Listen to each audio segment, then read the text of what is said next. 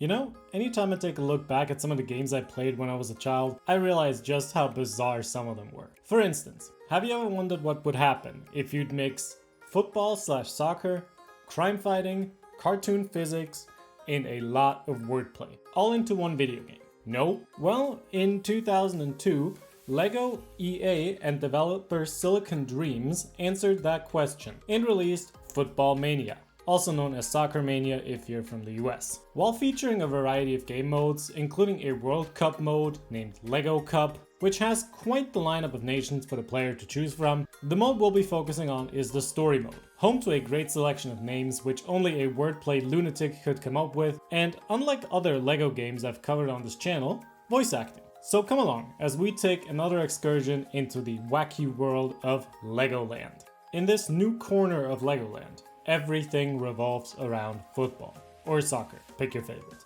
and everyone plays it. I'm talking knights, cowboys, adventurers, pirates, you name it. Everyone has a team or two. Although, with football being this widely spread, and with this being a LEGO children's game, the rules of the game have been a bit simplified. Instead of the usual 11 players per team, each team here features only 6. The ball cannot go out of play as the fields are all surrounded by force fields. Yes, we're in the Pirates and Knights have futuristic technology style of LEGO games again. So no throw-ins or corner kicks. There are no fouls, and nobody except the goalie is allowed to be in the penalty box. However, to make up for these simplified rules, there are added power-ups, such as a temporary speed boost, a shield, and, oh yeah, bombs and rockets! We're in for a fun ride.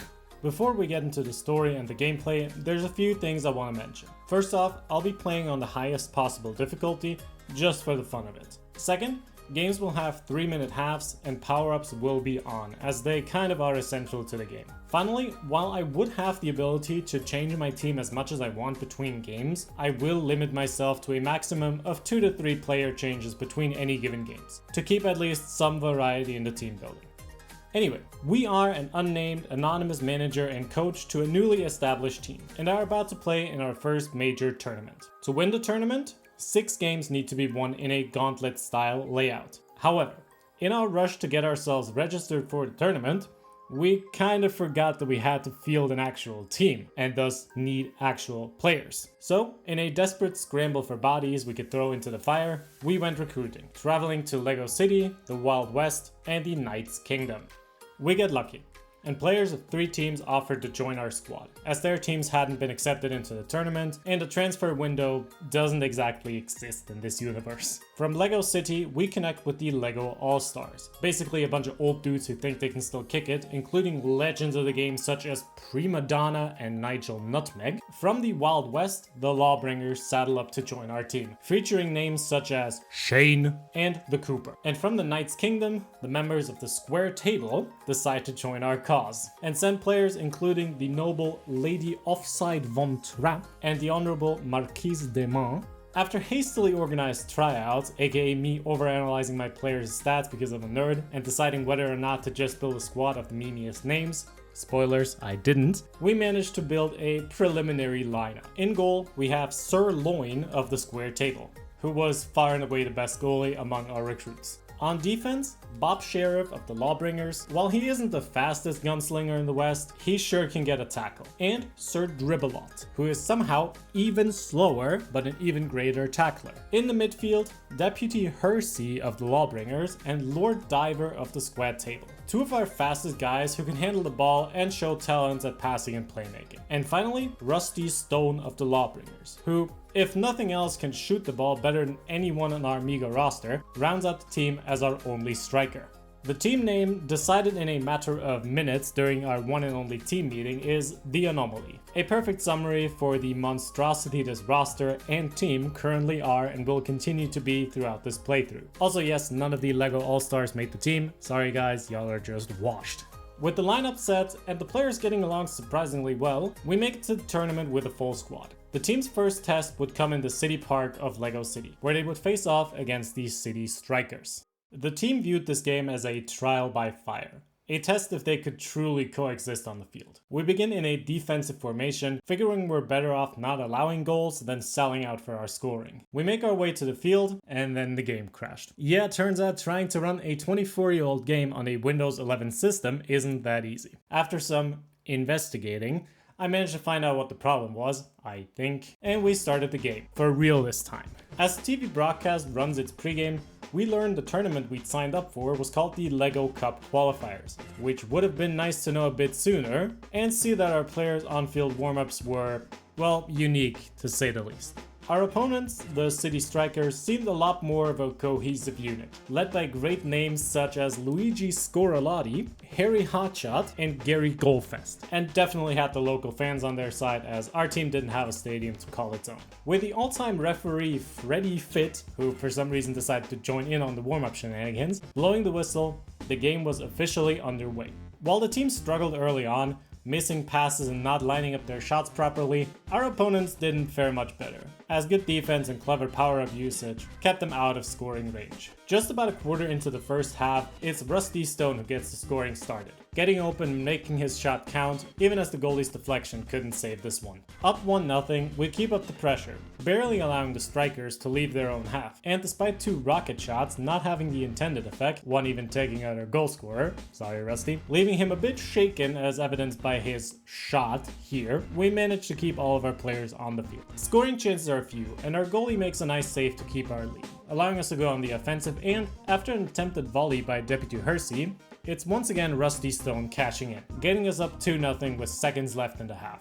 Going down 2-0 demoralized the Strikers, and we take advantage, scoring again to go up 3-0, this time courtesy of Lord Diver. At halftime, our team is flying high, but it was no time to take our foot off the gas. Despite our impressive statistics, Rusty Stone gunning for the hat trick certainly seemed to agree, as he made it 4-0 in the blink of an eye, all but sealing away this game for the Anomaly. We drained the clock for a little while until Rusty decides he's not done scoring just yet, recovering the ball after a shot is blocked and crossing the ball into Deputy Hersey, who takes another shot at a volley, this time delivering, adding his name to the list of scorers. The Strikers, while attempting some late game offense, can't get past our defense, and we seal a 5-0 victory, an impressive debut for the Anomaly. Post-game, the City Strikers offered to join our team, adding another 6 players to our roster. We also learn, through the TV broadcast, that our next opponents are the Western Cowboys, so is off to the Wild West. On our way to the Wild West, we assess our new players, giving them all a fair look despite their performance against us. We come to the conclusion that, despite names like Kevin Keeper still making me chuckle, none of these guys were making the lineup. Our squad unchanged, we roll into the Western Junction, the stadium of the Western Cowboys. This game was a lot slower than the first, with the Cowboys proving a far greater challenge. Our goalie Sir Loin was tested early, but stood fast, allowing us to counter.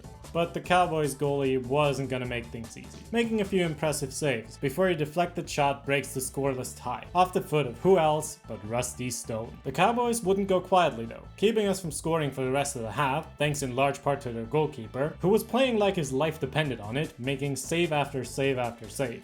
The goalie's efforts would prove fruitful, as the Cowboys are able to take advantage of a bouncing rocket shot to tie the game not long after halftime. With the score now even, we knew we could win this game. All we needed was to keep up the pressure. And keep it up we did, taking shot after shot, slowly wearing down the Cowboys goalie. Especially Bob Sheriff got in on the action, showing just how much he wanted to win this game. In the end, it's Lord Diver, taking advantage of a bounce after a shot from Rusty Stone, converting in beautiful fashion to regain the lead with only a quarter of the time left in the second half, earning himself the praise of all of his teammates for finally breaking the tie. We have no trouble keeping the Cowboys from scoring and secure a 2-1 victory. A bit closer than we would have liked, but a victory nonetheless. One the Cowboys acknowledged by joining our ranks for the remaining tournament.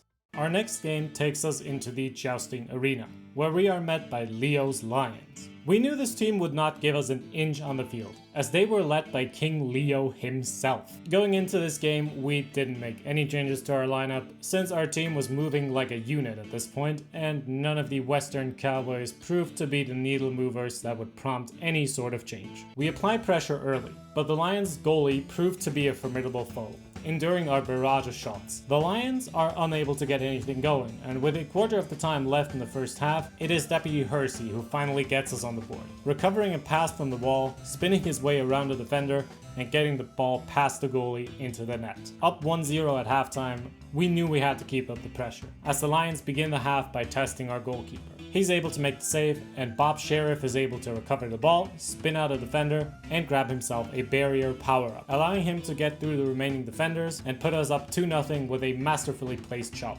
This goal cracked the Lions' morale, and they took out some anger on their goalie. This played right into our hands, as the Lions miss a pass on the kickoff, allowing us to trigger a rocket shot, which had no trouble delivering the dagger. Up 3-0 now, we drained the clock for the remaining half, deciding it wasn't worth taking any risks. After the game, the Lions bend the knee and join our ranks for the remaining tournament. Though once again, we keep our current lineup. We're off to the Explorers Island for a face-off with the Adventurers Pilots, a formidable squad who fear neither beast nor nature. They proved troublesome early on, with us missing shots and their keeper making some insane saves, even shaking off a rocket shot to save the follow-up. Sirloin, our own goalkeeper, makes his presence felt as well, saving a rocket shot himself, keeping the game even for now. However, he wouldn't be so lucky twice, as another rocket shot later in the half puts the Pilots up 1-0. Sirloin voices his frustrations, which only serve to fire up the rest of the team, especially Bob Sheriff, who breaks defensive formation, moving up the field to score the equalizer with mere seconds to spare in the half. The half ends with the game even at 1 apiece, but we begin the second half with some trouble, and some defensive miscues allow the Pilots to retake the lead, despite Sirloin's best efforts. As the Pilots celebrate, our team huddles up for a quick pep talk, and mere seconds after play resumes, who else but Rusty Stone evens up the game once more,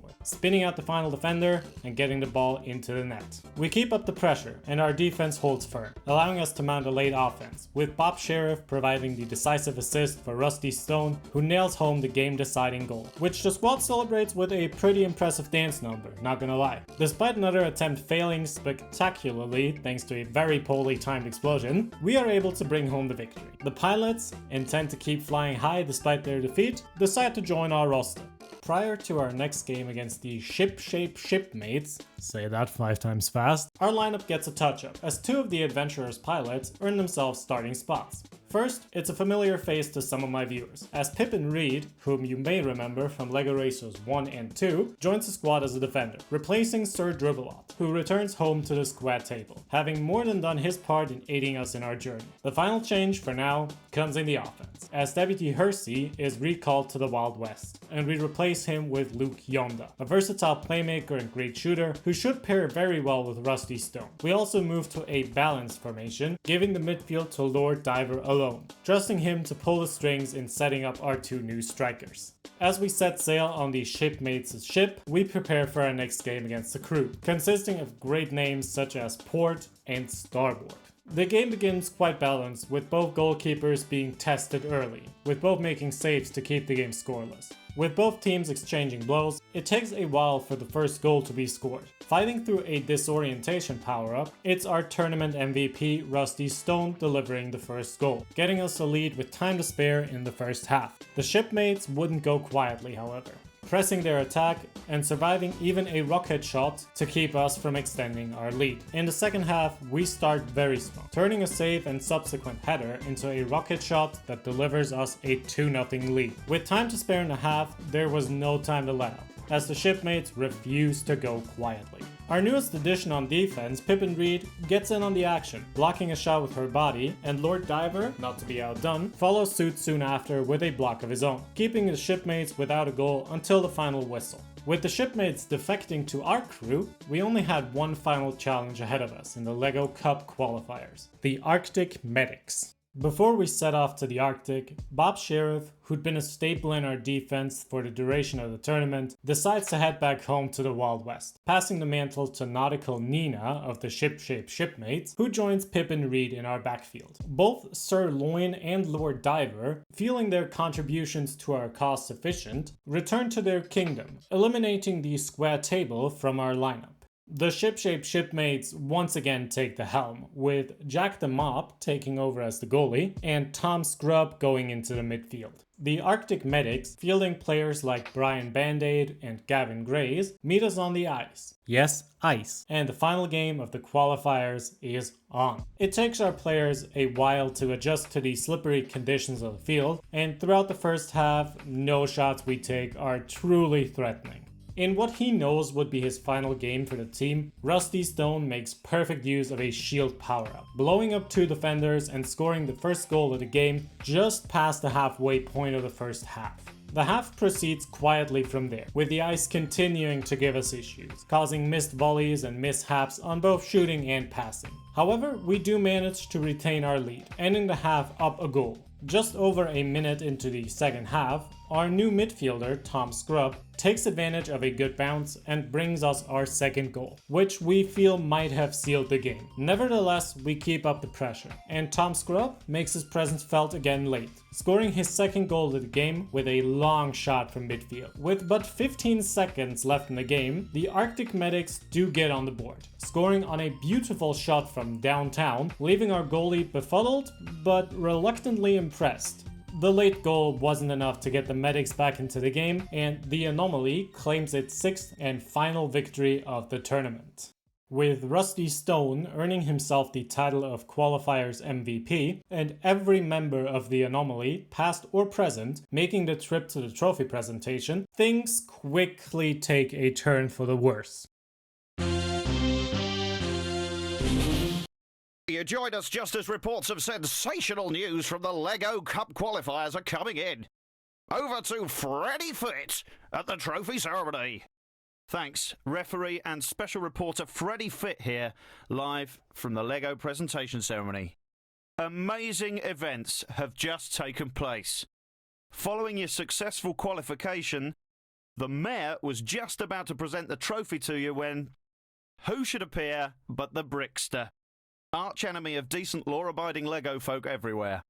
He steals the trophy and escapes. However, in his haste, he appears to have left a vital clue.